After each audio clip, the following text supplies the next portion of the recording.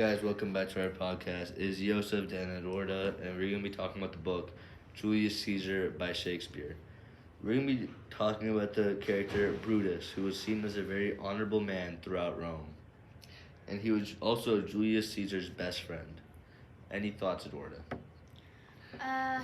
So I think that we all were very shocked with his character development. You know, at the beginning, he wasn't very, harsh and cruel like he was, like his behavior in 4.3. Before that, he was very calm and, he knew what he was doing. And then after, his wife's death, his behavior kind of spiraled. He didn't know what he was doing at all the whole book.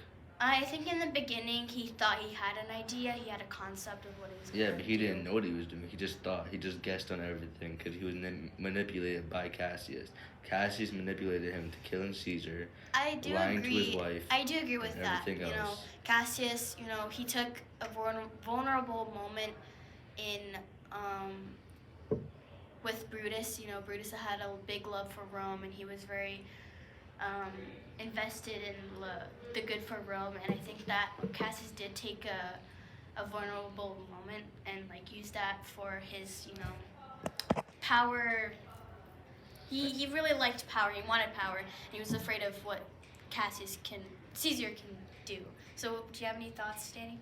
Yeah, so I think that Cassius manipulated Brutus to get a power trip. Oh, if I can manipulate the great honorable Brutus into helping me kill Caesar, everybody will be on my side, and there's nothing they can do about it. And I think that kind of plays into Brutus's development as they go on, because you can his relationship with Cassius changes throughout the story as well. Yeah, I like that. I think Brutus, as he was manipulated, took him a while, but he finally realized what Cassius was doing the whole time. Because we see in 4.3, when he sees Cassius, he was really upset at him for everything that happened. He wasn't directly upset at Cassius. Cassius caused the whole thing, but he was kind of really very upset and cruel, because I feel like his wife's death made him kind of cruel. So, I don't think he was directly mad at Cassius. He was just taking all of his anger towards Cassius, who had a huge part of, this whole disaster, this whole thing. Well, let's first talk about the disaster. The reason why we think Brutus's behavior has changed is because of the death of his wife, Portia. And, he's probably grieving a lot, but, as a man in that time, he probably thought it was his duty as a leader to suppress his emotions and lead his people. But doing that also, I get the point to suppress your emotions, to control your actions, but it also comes to at an extent where when you do that too much, it'll also still affect your actions. And if you don't face these things head on, then it's just gonna come back in the future and haunt you. For example, Caesar's ghost, I feel like that symbolized, because only Brutus could see it, so I think it symbolized his guilt. Yeah, I agree with that, actually. I was going to say that. Yeah, I think that part of it, too, is that, he's just trying to, he already is in this mess, he's trying to end it, and he's trying to come out as victorious, so, and he also, he doesn't really have a time to mourn. He probably did mourn Portia, but, again, he didn't have time. The whole point of Portia, committing suicide is because he didn't have time. And so he kind of suppresses his emotions and, because he doesn't really have time to mourn, too. I think he uses that excuse of the time to mourn, because I feel like he has time to mourn. I don't really think he does. It's just a huge war. He's lying around. He's not lying around, Yusuf. I think he used that as an excuse because he was too scared to confront it. Because in the end, he didn't want to realize that it was his fault that she died.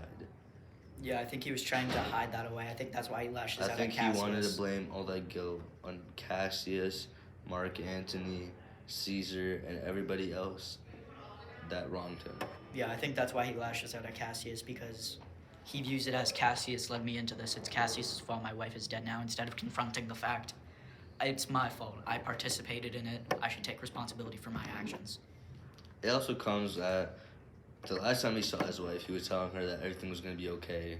He also had to lie to her, and he just left her there. Any thoughts, Lorda? Yeah, I actually kind of agree with most of the things you're saying. And it's very different from, like, in the beginning, he was very loving towards Cassius because, like, Cassius didn't really do much wrong to him in the beginning.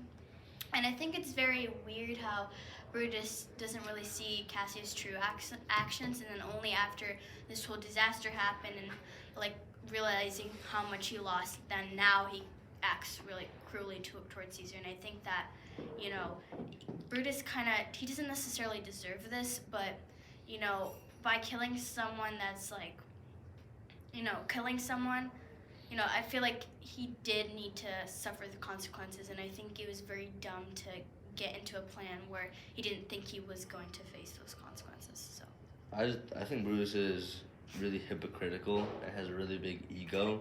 I think that when we look at Brutus, he was a really good man in this story, and he was just wronged by Cassius, and nothing was his fault. But I also think he gets most of the blame because I think he let his ego get in the way, his pride get in the way of Rome, and he was also really hypocritical, and he was calling people out for things that he also did. I think another reason why Brutus is to blame is because he let Mark Antony speak at Caesar's funeral. If he hadn't let Antony speak, he would not have had that big of a chance to sway as many people as he did onto his side. And I think his lapse in judgment there is also another reason why he's mad at Cassius, because Cassius told him not to do it. So he could be thinking to himself, if he told me not to do it and he's right, I don't like that. yeah, Well, I'm gonna Brutus, argue I that. agree with. Brutus is the only character in the story that follows a straight and ethic moral code.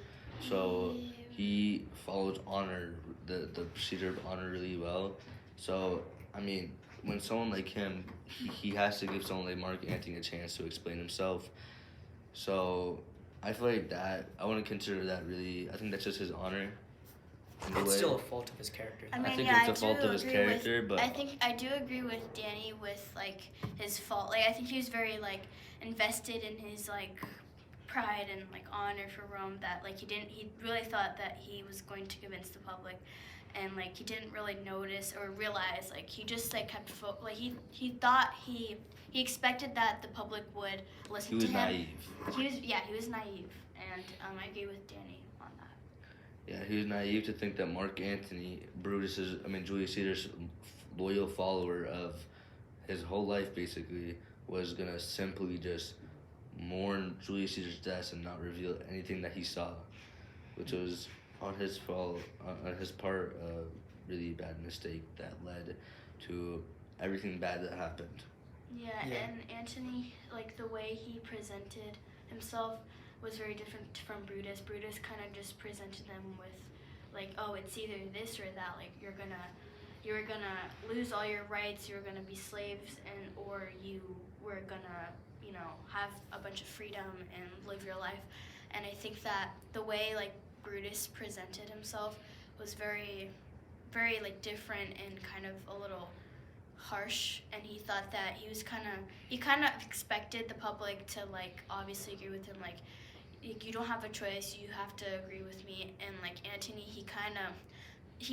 they both manipulated the public, but Antony was like, he was very like, he gave, he kind of showed more like love for the public and like showed like the will and everything. He showed more benefits for the public then, which kind of isn't like just the way he presented himself.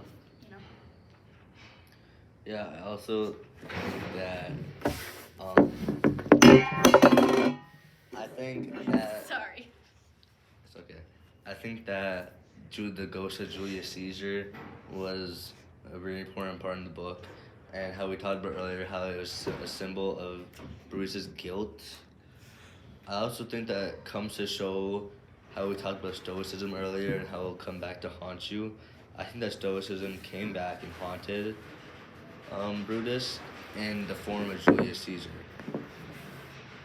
Alright guys, that's all for part 1 today, and we're going to pick up on part 2.